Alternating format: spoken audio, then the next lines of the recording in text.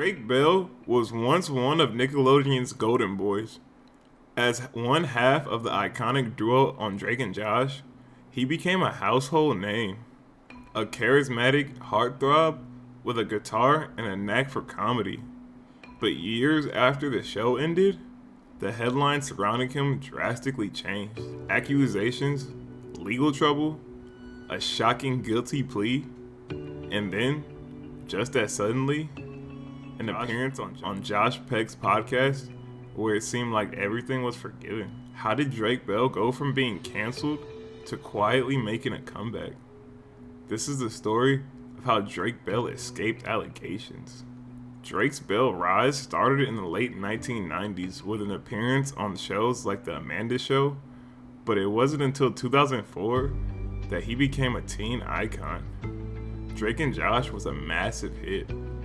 Drake played the cool, guitar-playing older brother, a role so tailored to his real-life persona that the lines between character and person started to blur. His music career took off the same time with songs like I Found a Way and Makes Me Happy, gaining cult followings.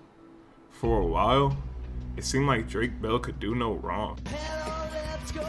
Everybody must know love in my heart's like a bomb. It's blowing a song inside. I'm singing sunshine that you're bringing now, and it is they read between the lines. I'm so glad that you're mine. It makes me happy, makes me wanna sing.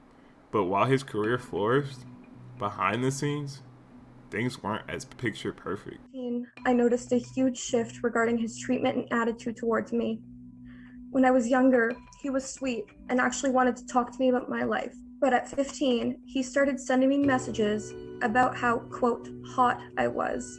In the summer of 2017, I messaged him, telling him that I was going to see him in concert in the following months. He replied by telling me that he couldn't wait to see me. He also asked me, quote, how old are you now? I told him 15. He then told me to, quote, hurry up, don't smile at me. Not too long after that, his messages to me became blatantly sexual. This eventually led to many months of inappropriate messages and photos being exchanged over Instagram and Snapchat. The photos exchanged included photos of my body and photos of his body and his genitals.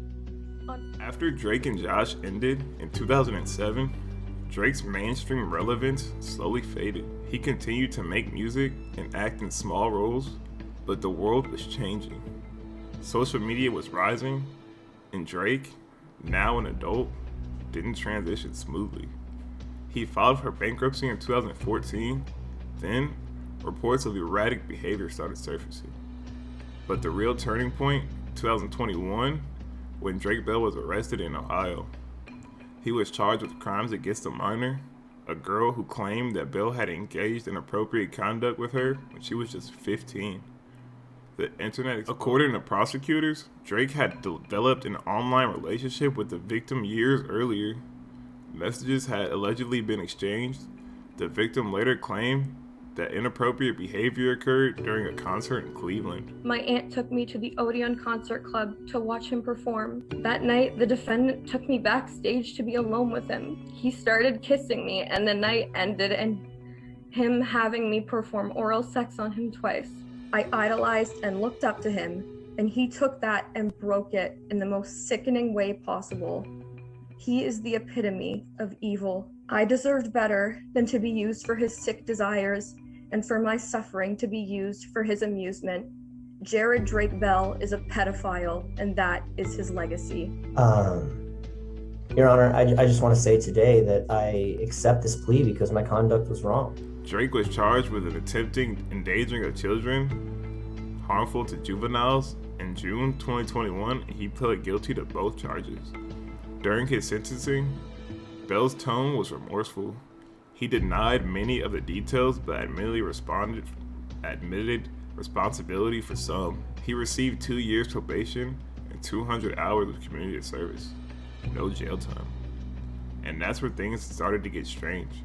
Instead of vanishing from the public eye, like many expected, Drake began slowly reintroducing himself. En un minuto vi 10 veces el celular. No has contestado y la verdad yo la paso mal. Sobrepensando. After the guilty plea, Bell disappeared from American media, but not from the spotlight entirely. He rebranded himself in Mexico, performing under the name Drake Campana. He began singing in Spanish, performing shows for fans in Latin America who either weren't aware of the allegations or just didn't care. It was an escape route that most American celebrities don't even consider. But for Bell, it worked, at least temporarily. In early 2024, Drake Bell re-entered the headlines for a very different reason. Not as a defendant, but as a victim. His appearance in the explosive ID Network documentary, Quiet on Set, The Dark Side of Kids TV, offered as a side of Drake Bell that the public had never seen before. The documentary focused on the toxic culture behind the scenes at Nickelodeon in the early 2000s, a time when Drake, along with countless other child actors, was at the height of their fame.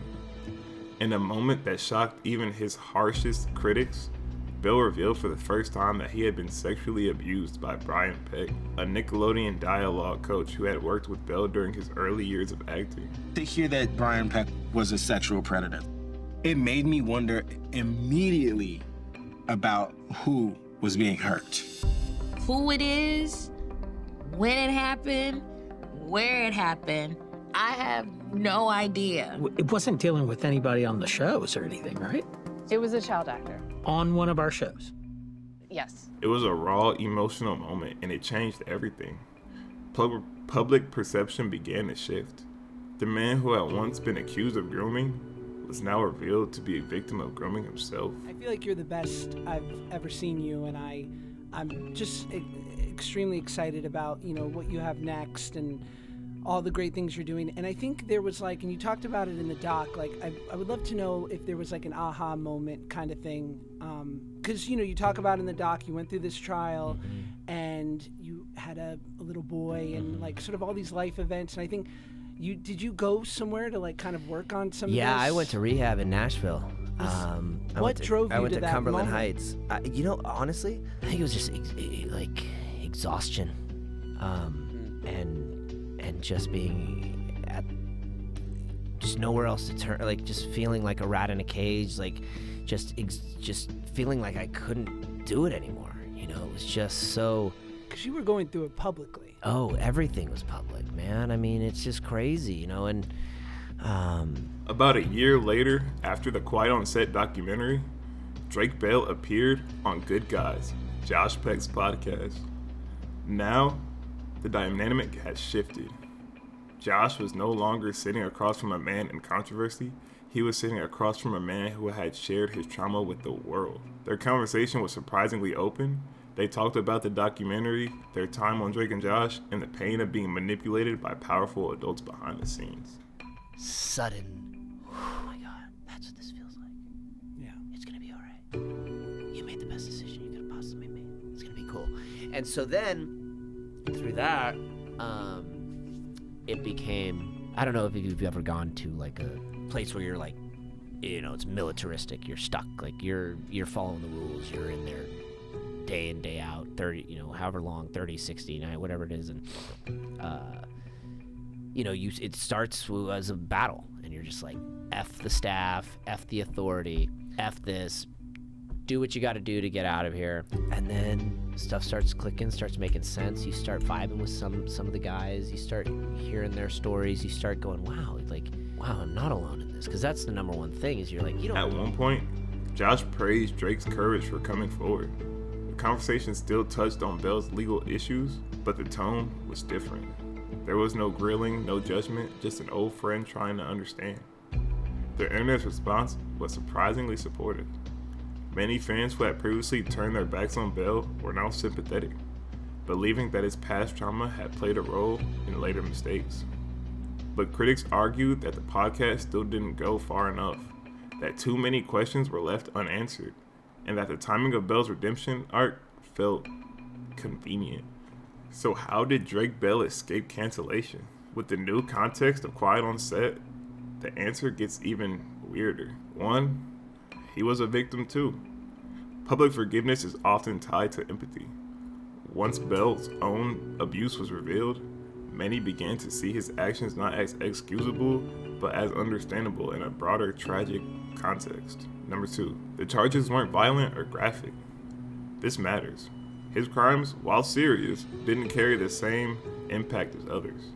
The legal punishment was lenient, and many interpreted that as a sign of lesser guilt. Number 3, control of the narrative. Between the documentary and the podcast, Drake told his story on his own terms, and that changes how audiences perceive a public figure. Number 4, nostalgia and the Josh effect. The Good Guys episode reminded fans as the bonds between the two stars and helps frame the story as a shared healing journey. Number 5, a new kind of redemption arc. Drake's situation wasn't framed as a comeback from scandal. It became survivor seeking peace. That's a narrative the internet is much more willing to accept.